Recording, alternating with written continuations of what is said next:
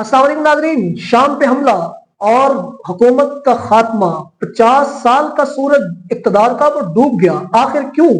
इसमें वजूहात क्या है? आज मैं आपको असल कहानी इसकी बताऊंगा कि जिस तरह कुरान पाक ने जो कहा था वो आज सच साबित हो रहा है। कुरान कहता है कि यहूद और नसारा तुम्हारे कभी दोस्त नहीं हो सकते, तो इसराइल ने चालें चल दी और वो अपनी चाल में कामयाब हो गया। अब आगे हमने ये भी डिस्कस करना है कि किस किस मुल्क को खतरा है। आइए शुरू करते हैं बात को कि कैसे और क्यों हुआ। देखिए, शाम के अंदर अरबों की हुकूमत का ये आखिरी दौर था जो कि खत्म हो गया। आज 8 दिसंबर 2024 में शाम की हुकूमत का खात्मा हो चुका है। शाम बेसिकली है क्या? शाम को नबियों की जमीन भी कहा जाता है। नबी अकरम सल्लल्लाहु अलैहि वसल्लम 2 दफा अपनी जिंदगी में शाम गए।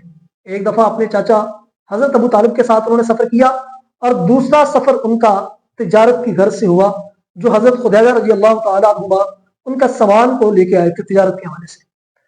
तीसरे नंबर पर जो इसराइल के सरदार नबी जिनको हजरत इब्राहीम अलैहिस्सलाम कहा जाता है, वो शाम के इन ढलवानों पर और जो पहाड़ हैं इन पर बकरियां चराया करते थे।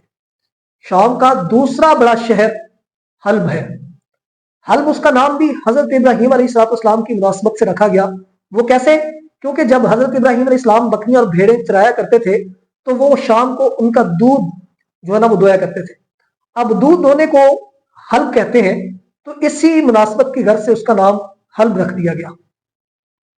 और दूसरी बात, उलमा का कहना है कि जो क़यामत का मैदान होगा वो भी शाम में होगा।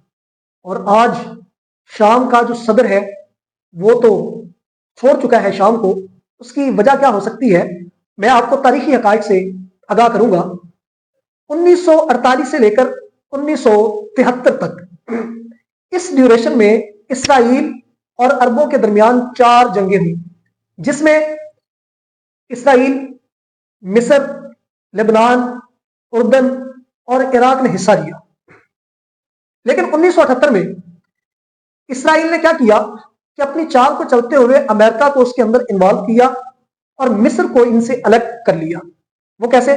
1978 में एक मुआहिदा होता है जिसे कैंप डेविड का नाम दिया जाता है। वो जंग बंदी का मुआहिदा था, अमन का मुआहिदा था। अब इस चाल में मिस्र आया और उसने इसराइल मुखालिफ कैंपों से मिस्र को अलग कर दिया। मिस्र अलग हो गया। जिस तरह डिवाइड एंड रूल का इनका फार्मूला रहा है यहूद और नसारा का, आज तक वही उसी पे अमल करते आ रहे हैं। यही काम बड़े सगीर में भी वो करके गया और अब तक कर रही है, और यही काम उन्होंने इंटरनेशनल लेवल पर किया।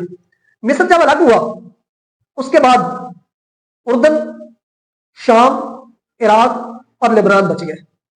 जब ये बचे तो 1982 के अंदर इसराइल ने लेबनान पर कब्जा कर लिया।